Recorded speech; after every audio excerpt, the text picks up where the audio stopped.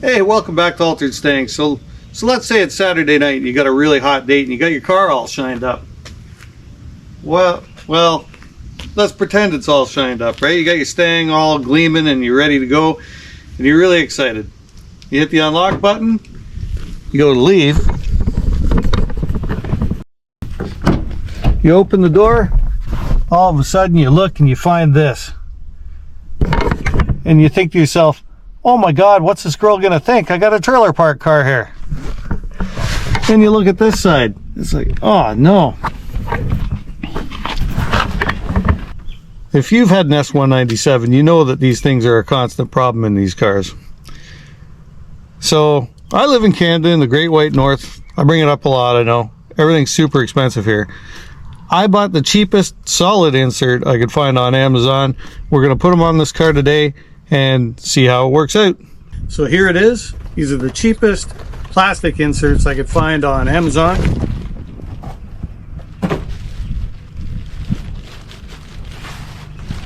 These guys actually don't look too bad. We'll see how they fit. These are the Hikasa door panel inserts and they're 110 Canadian dollars. Okay, so there's some 7mm screws right here. These have to come out.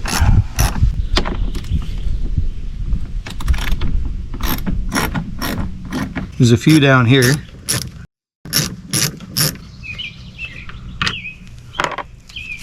So we got a couple back here.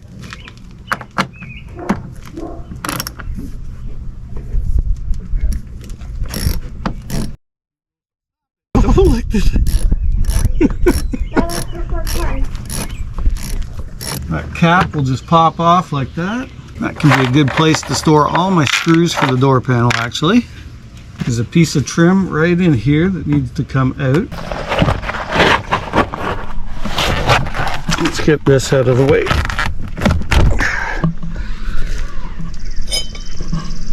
Okay, so there's a piece of trim in here.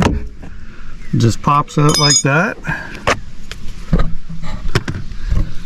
And you can see we've got a Torx head screw down in there. Okay, so for our power window switch here, I'm just going to pop it up like that.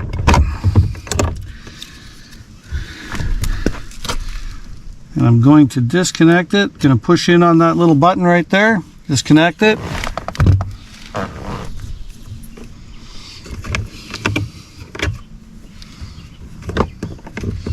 And that piece is going to pop off like that.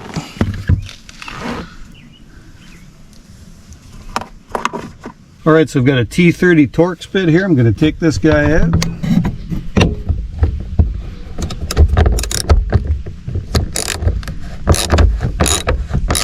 So there's another little panel right up here in the door handle area. You can just kind of get behind it, give it a pop. It comes out. And that reveals another Torx screw.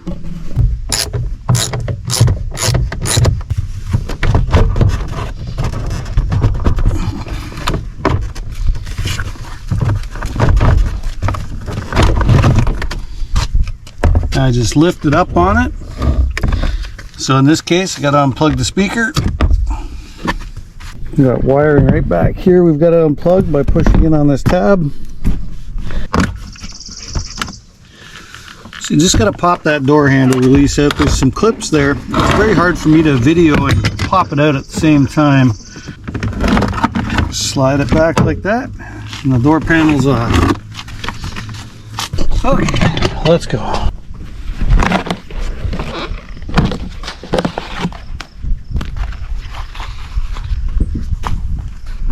You would wonder how Ford got it to stick so well to this panel, not so well to the vinyl. I guess just the different types of material.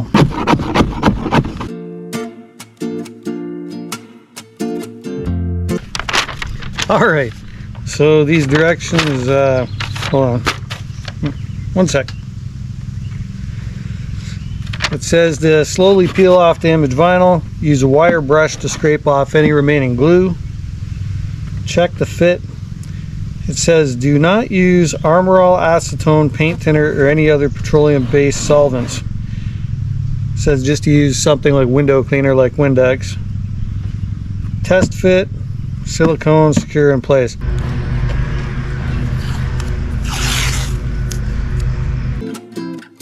All right, so I've been scraping at this panel for a while now. This is as far as I've gotten. I even tried a wire wheel on the drill. I don't really like this because it's marking the surface behind here. Now you'll never see that, but I really don't want to do it. I've heard some people have used paint stripper on here to get this off. It doesn't look like they want anything like that on here. So we're going to try and use the wire brush, see what that does. And we'll go from there.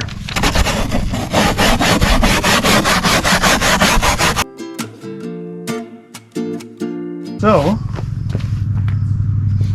next step in our instruction says to use something like Windex.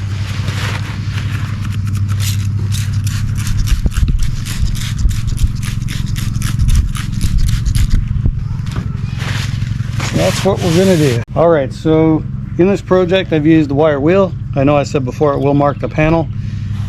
In here, doesn't matter if it gets marked a little bit, so I did use it in here. You don't want to hit this part of the panel, your armrest or anything like that, it will damage it. But a little bit of roughness is actually good for adhesion, so I didn't mind there. I used my wire wheel like they suggested. Good for getting in the seams. You got to get the stuff out of the seams or this panel's not going to sit well. It actually kind of snaps in down here and goes over top up here, so if you have any gunk in there, it's just not going to sit right. I used the X-Acto knife, which you got to be very careful of, but it's also good for getting down in the seams. I used the putty knife for getting a lot of this stuff off, all the rough stuff. Gasket scraper. And so I'm doing this out in the driveway like a lot of you guys, and one of the reasons for that is it's nice and hot today, so heat makes everything a little more pliable, as you know, and it's going to make it a little easier to get these plastic inserts situated where I want them. So these panels came with a tube of silicone. It says to apply a thin bead all the way around and 2 strips across on your panel and then set it down. Their thin bead must be a lot thinner than mine because I went through this pretty quick. I don't have enough to do this door panel. I'm not saying there's anything wrong with this silicone, but I can't say I'm really impressed with it. I'm going to go get some silicone I use on a lot of things, and we're going to use that to glue these down. The stuff I use, I'm pretty sure it won't come off unless you want it off. So that's where we're at.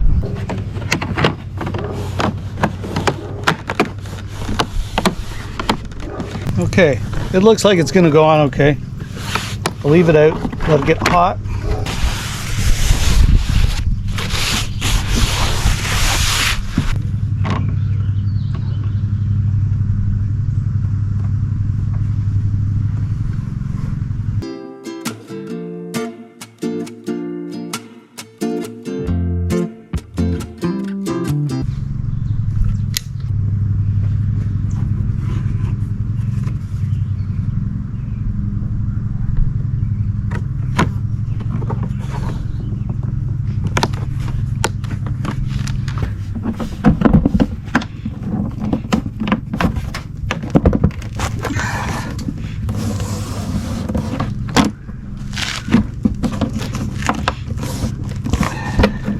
Get some of Jackie's weights out here.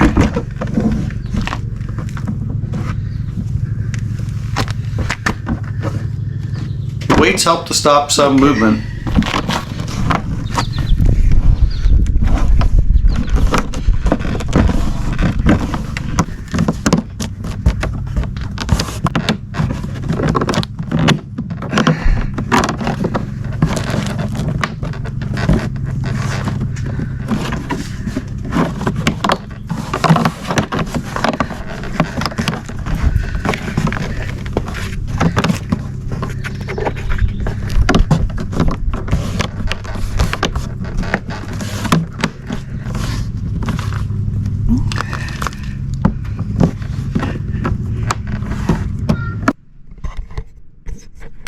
All right, so it's the next morning.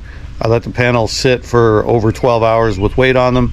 Just gonna give them a quick clean and we're gonna reinstall them back on the car and go over what they turned out like.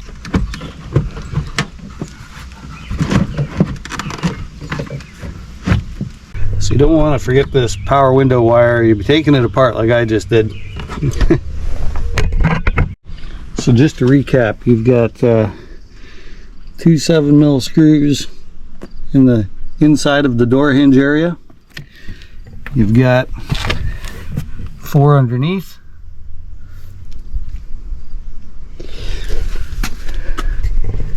two in the back side here.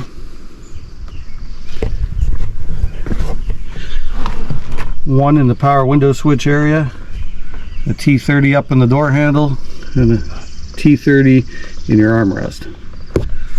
At least that's what my car had. And for putting the door handle back on, it's a lot easier to remove this piece, so this has some wiggle room. It just pops out and snaps back on. So it seemed to be a little tight trying to get this piece in there with the new insert. So I'm going to try and put this back together and see if it goes better this way, hopefully.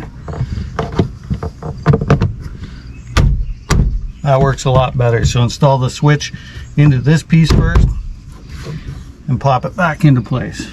This guy just snaps in. Same with this one.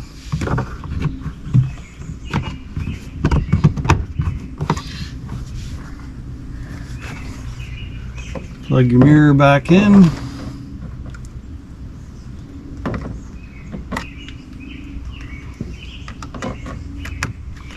Then there's a pin you have to line up, and this little tab.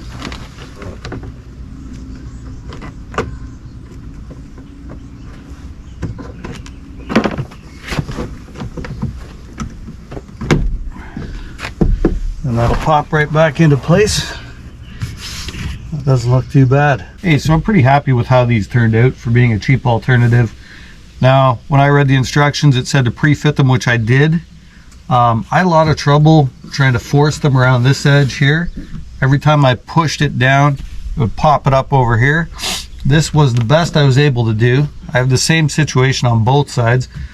I don't believe it's going to come off. It's firmly glued in place, especially with the silicone I used. I used the right stuff. By the time this switch is in here holding everything, it seems super tight.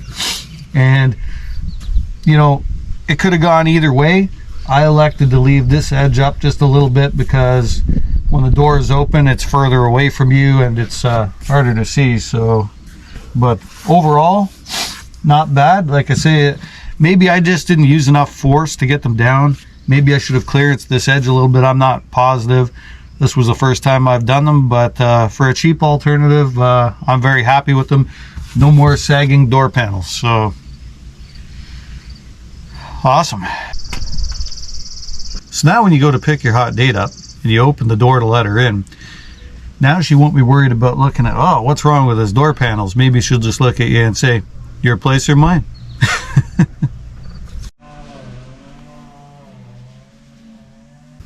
Thanks for watching. Bye for now.